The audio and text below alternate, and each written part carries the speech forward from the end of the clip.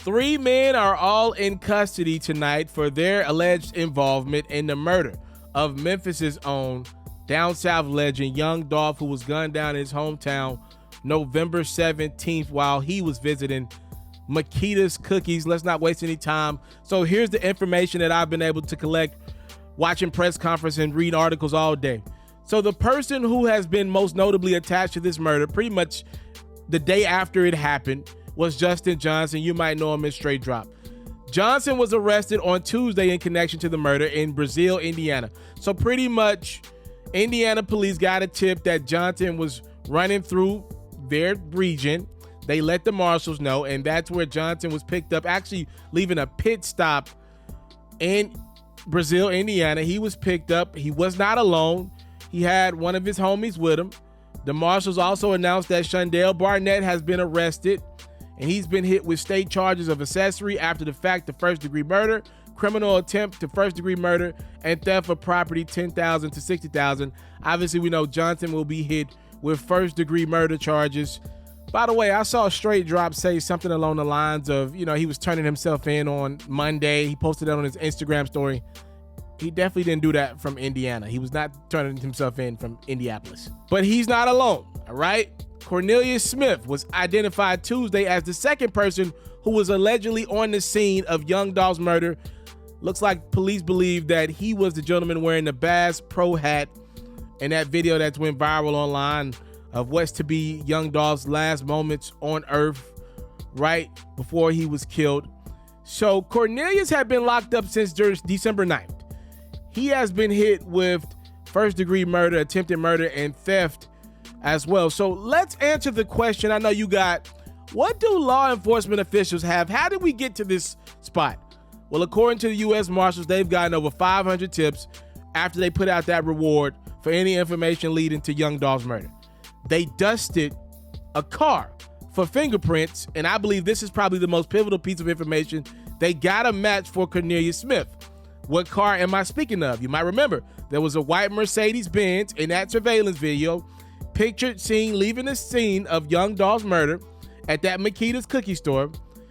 Remember that Mercedes-Benz was picked up from a house in South Memphis, about 10-15 minutes away from Makita's cookie store, that police believe to be the vehicle used in that murder.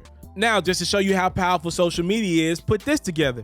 They already got Cornelius Smith's fingerprint, so they're able to attach the white Mercedes-Benz to the house where it was picked up at, and that same house was the home of a music video in which Straight Drop shot at months ago.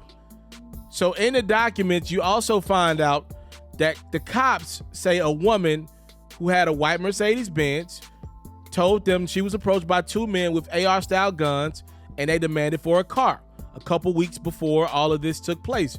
She also told the cops that one of the men hit her with the muzzle of a gun before she got out and fled on foot.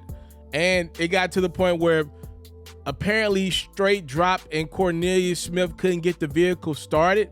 So they ended up chasing the woman down and forcing her back inside the car, making sure she started the car up.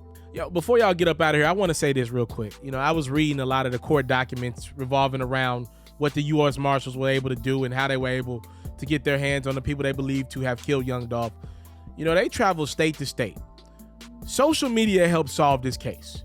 I think a lot of times social media is used for the wrong reasons, but in this particular one, there were people who posted on Instagram accounts the day after Young Dolph was killed trying to put together this case. Now, sometimes I feel like that's dangerous.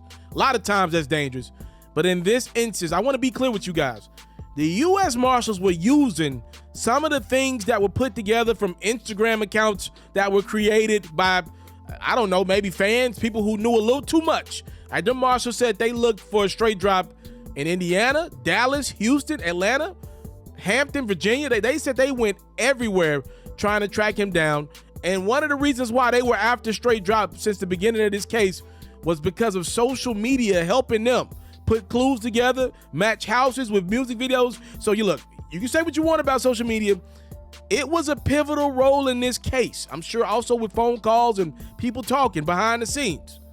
And look, people, hit me up behind the scenes and they ask me questions like, FERRO, why you ain't did a video on that? For me and my platform where I'm at, any given video that I post between YouTube and Facebook, the reach we got on these platforms is over 500,000 people. I cannot just post BS anymore. I'm not on YouTube and Facebook and all these platforms just to make a quick check. Thank God I'm okay financially. You got other platforms on there that get on here and clickbait you and lie and make up stuff just for dollars. And I ain't even mad at the game. I get the game as good as anybody. The game is the game. I'm just saying I'm not playing the game. That's all I'm telling y'all. I'm not playing that game. That's dangerous, and people's lives are being altered because of that. When there's information to give you guys, factual information, real information, not clickbait, I will come. This just ain't no random podcast that somebody made out of the blue. This is my livelihood. It's a platform that I built trust with you guys. Integrity-based platform. I don't come on here with BS. You can go click the many people who telling you this dude did this to young Dolph, right? I don't move like that. This serious, we playing with people's lives here. Look, prayers to everybody involved. The 3 gentlemen involved in this case, they deserve their day in court. I actually believe it's a tough case to prove. If you want to be truthful about it, I think it's a very tough case to prove. And I think a lot of it will come down to social media tips and whatever type of evidence they got on vehicles and weapons. I think it's a tough case. Again, those gentlemen deserve their day in court. I hate all of this happened. Rest in peace to young Dolph. Prayers to that man's family. That man had kids. Prayers to his leading lady. Prayers to the whole Paper Route Empire. This is a tough one. This one still hurts. But maybe, just maybe, some of the closure process can begin as 3 people have been arrested and are in custody for the murder of a legend. I will continue to say that a down south legend, if I've ever seen one, in Adolph Thornton, aka Young Dolph. If you're on Facebook, make sure you subscribe to the platform. YouTube, make sure you subscribe as well. I'm out.